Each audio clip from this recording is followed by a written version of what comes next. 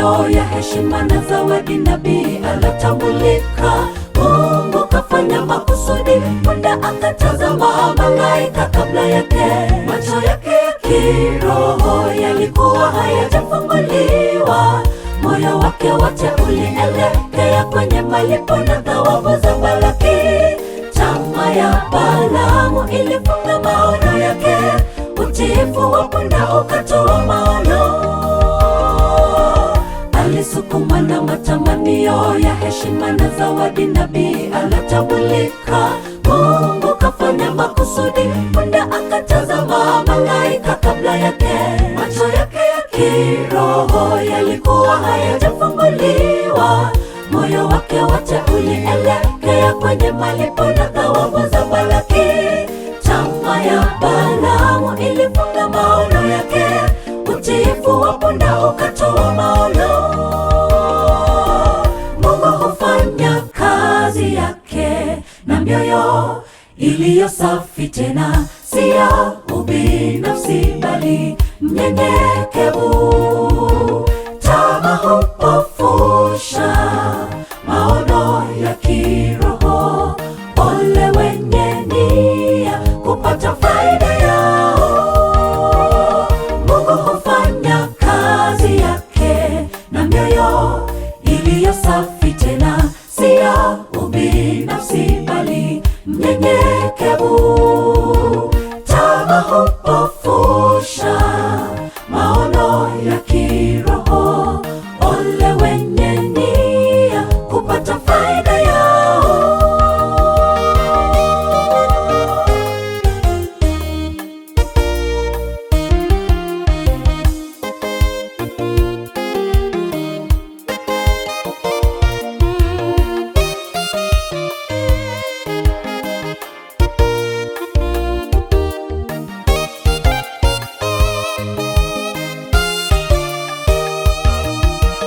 Mungu aweza tumia chochote kumkemea mteule wake.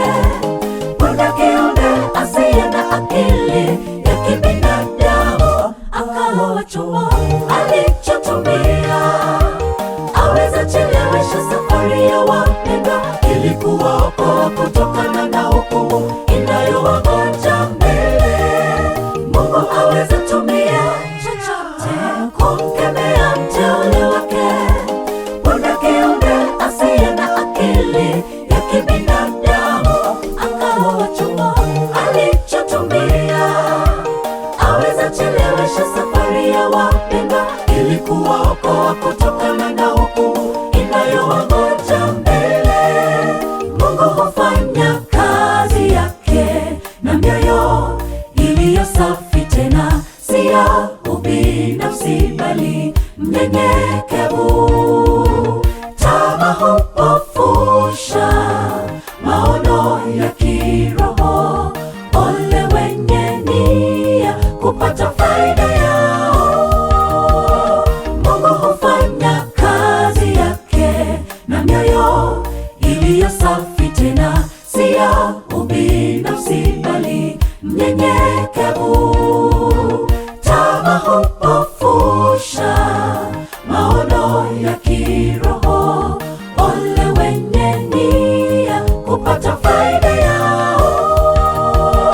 Mungu hufanya kazi yake na mioyo iliyo safi, tena si ya ubinafsi bali mnyenyekevu. Tamaa hupofusha maono ya kiroho. Ole wenye nia kupata faida yao. Mungu hufanya kazi yake na mioyo iliyo safi.